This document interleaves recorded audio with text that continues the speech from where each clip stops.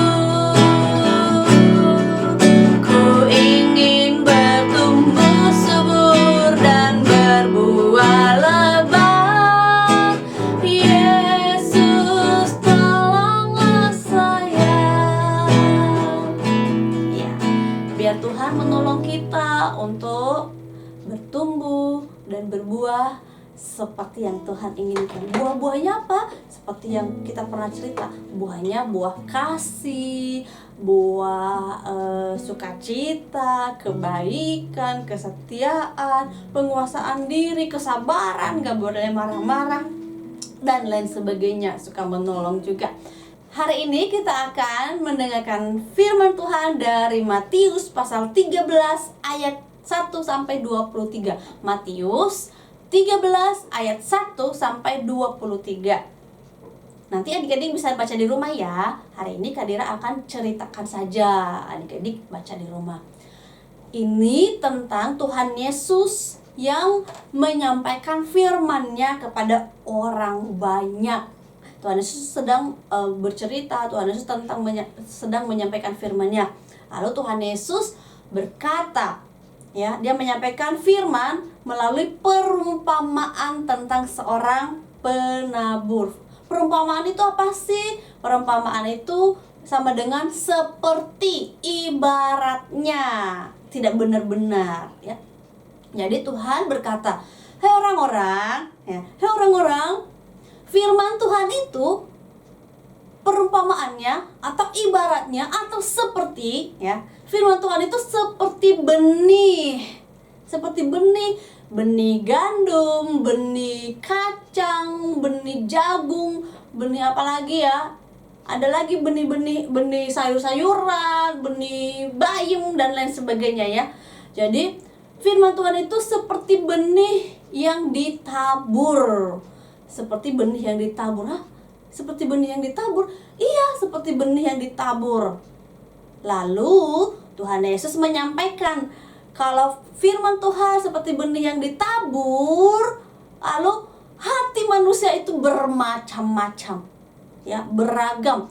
Yang pertama, Tuhan Yesus menyampaikan perumpamaannya. Yang pertama, benih yang ditabur di pinggir jalan. Benih yang ditabur di pinggir jalan, ditabur. Jadi ada seorang petani, dia tabur benih, ditabur di pinggir jalan. Kalau benih ditabur di pinggir jalan, misalnya benih jagung, ya, jagung ditabur di pinggir jalan, apa yang terjadi? Tuhan Yesus bilang kalau ditabur di pinggir jalan, ya, itu pasti akan dimakan burung. Nanti burung-burung terbang, makan deh jagungnya, makan deh biji-bijinya, makan deh benihnya. Bisa tumbuh lagi gak? Nggak tumbuh lagi dong, nggak bisa tumbuh, udah dimakan burung. Lalu itu yang pertama. Yang kedua, Tuhan Yesus meneruskan firman Tuhan itu ya, benih yang ditabur itu kalau jatuhnya di tempat-tempat yang berbatuan, yang banyak batu-batunya. Jadi tanahnya hanya sedikit, tapi banyak batu di atasnya. Terus tanahnya hanya sedikit, tipis lagi. Terus petani itu menabur benih dan jatuh di tempat yang ada banyak batunya. Apa yang terjadi kira-kira? Tumbuh gak? Tumbuh. Tapi tumbuhnya hanya sebentar. Tumbuh sebentar, mekar sebentar. Setelah itu layu deh, ada matahari sedikit, layu deh, mati. Kenapa? Karena tanahnya hanya sedikit. Emang akar-akar tumbuhan bisa masuk ke batu? Nggak bisa. Makanya tanaman itu butuh tanah, bukan butuh batu. Kan nggak bisa kalau akarnya itu masuk ke batu, nggak bisa, nggak nembus, kan batu keras. Jadi dia mencari tanah, akarnya cari tanah. Karena nggak ada tanahnya, tipis, karena yang banyak adalah batu-batu, maka nggak tumbuh. Udah deh, ada matahari, langsung tumbuhannya layu, mati, nggak tumbuh. Bisa berbuah nggak? Ya nggak bisa. Tumbuh aja nggak bisa, bagaimana bisa berbuah? Masa bisa menghasilkan lemon? Nggak bisa. Yang ketiga, petani itu menabur benih, lalu benih itu jatuh di tengah semak duri. Benih yang ditanam tumbuh gak? Tumbuh. Dia mekar, mulai tinggi. Tapi ternyata semak duri itu, tumbuh-tumbuhan yang lain itu menghimpit dia. Jadinya tumbuhan yang ditabur tadi semakin kejepit. Wah, dia nggak bisa tumbuh dengan baik karena semak-semak duri yang lain tadi, tumbuh-tumbuhan yang lain itu juga bertumbuh dengan bagus. Akhirnya si benih yang sudah tumbuh itu mati juga. Waduh, nggak ada yang berbuah dong, Yesus. Iya, nggak ada. Kalau dia sudah dihimpit, udah dijepit sama semak-semak duri, maka dia pasti akan mati, nggak bisa berbuah. Nah, itu yang ketiga. Berarti di situ nggak ada yang bagus ya. Yang pertama di pinggir jalan, yang kedua di tanah yang berbatuan, yang ketiga di semak duri. Nggak ada yang bagus, nggak ada yang berbuah.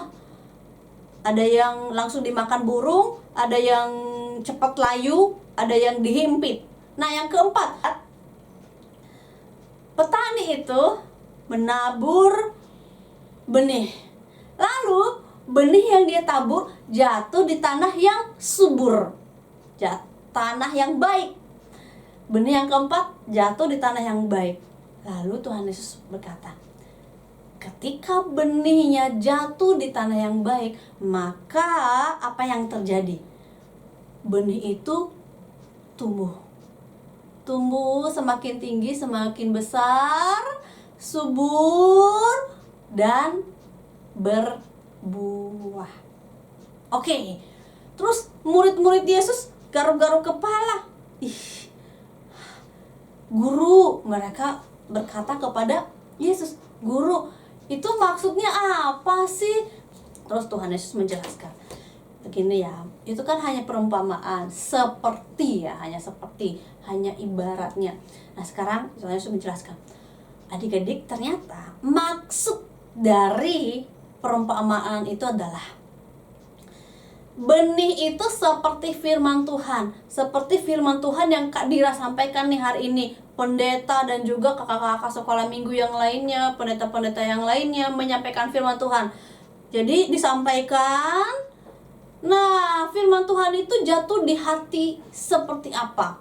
Ada hatinya yang seperti pinggir jalan. Jadi dia dengar firman Tuhan, ya.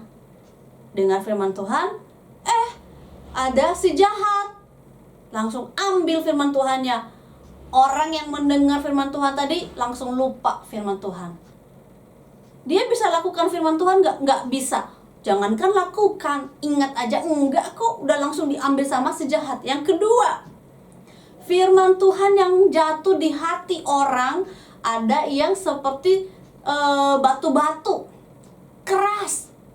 Jadi dia mendengar firman Tuhan, setelah didengar, ya dia ingat sedikit, ya. Tapi ada masalah sedikit aja, ya. Langsung dia lupa sama firman Tuhan. Dia udah nggak percaya lagi sama Tuhan. Dia langsung lupa. Dia nggak mau ingat lagi.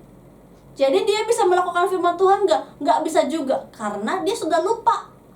Karena ada masalah sedikit, dia langsung lupa.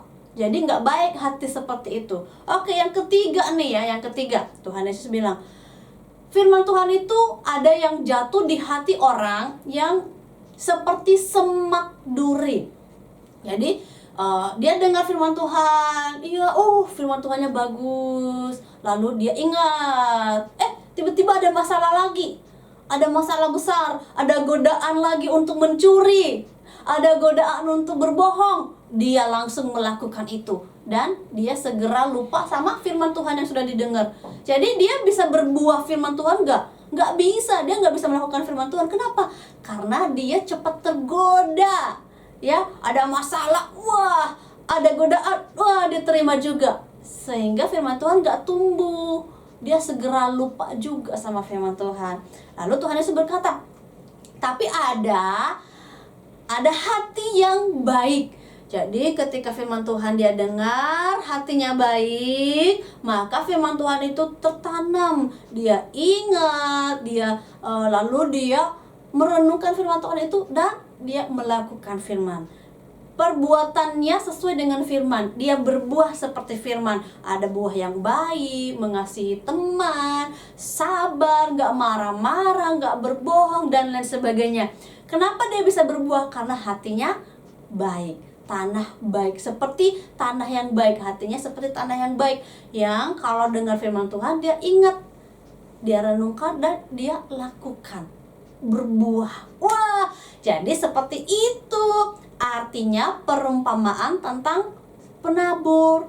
Jadi kalau adik-adik hatinya seperti apa? Hatinya seperti pinggir jalan, seperti tanah yang penuh dengan batu, atau seperti tanah yang banyak semak durinya, atau tanah yang baik. Nah, Tuhan Yesus mau kalau kita hatinya seperti tanah yang baik. Kalau kita mendengar firman Tuhan, kita simpan, kita ingat, dan kita lakukan.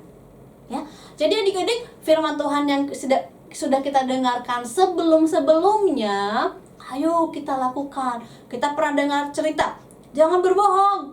Oke, diingat. Gak boleh berbohong, kapanpun gak boleh berbohong.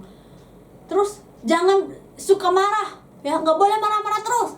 Oke, firman Tuhan berkata gak boleh marah-marah. Oke, berarti saya harus jadi orang sabar. Aku nggak boleh gampang marah. Oke, firman Tuhan berkata, hormati orang tuamu, nggak boleh melawan orang tuamu. Oh iya ya, kan hatiku seperti tanah yang baik. Aku simpan firman Tuhannya. Aku ingat dan aku lakukan. Aku nggak boleh melawan orang tua. Aku harus nurut, aku harus taat sama orang tua. Jadi seperti itu adik-adik ya. Jadi hari ini firman Tuhan menceritakan tentang bagaimana hati kita. Hati adik-adik seperti apa? Ayo belajar menjadi hati yang baik, yang menerima firman Tuhan dan melakukan firman Tuhan. Kita masuk dalam kuis. Pertanyaannya, sebaiknya hati kita seperti apa ya? A. Pinggir jalan. B. Tanah yang penuh batu. C. Yang semak duri. Atau tanah yang baik. Sebaiknya hati kita seperti apa ya? Jawab dalam waktu 1 menit.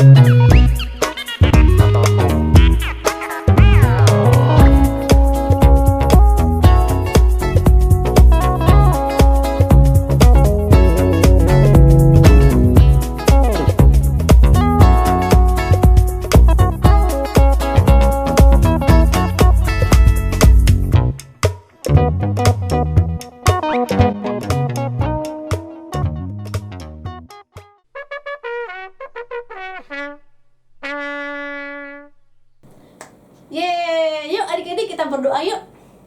Tuhan, terima kasih untuk berkat-Mu, terima kasih untuk firman-Mu. Tolong kami, ajar kami ya Tuhan, dan berkati kami di dalam kesehatan kami, di dalam sekolah kami, dan juga berkati kami supaya kami bisa menjadi pelaku-pelaku firman-Mu. Hati kami seperti tanah yang baik, yang mau menerima, merenungkan, dan melakukan setiap firman-Mu. Berkati juga orang tua kami dalam pekerjaan mereka, di dalam kesehatan mereka. Demikian berkati juga gereja kami Tuhan, untuk anak-anak-Mu, para pelayan, dan juga pendeta yang melayani. Kami juga berdoa untuk bangsa kami, biarlah Tuhan juga yang boleh memberkati para pemimpin kami. Terima kasih Tuhan Yesus, di dalam nama Tuhan Yesus kami berdoa dan mengucap syukur. Haleluya, amin. Ibadah kita telah selesai. Kita akan ketemu di minggu depan, Kisah Anugerah di Anugerah TV. Yeay, sampai ketemu. Tuhan Yesus memberkati adik-adik.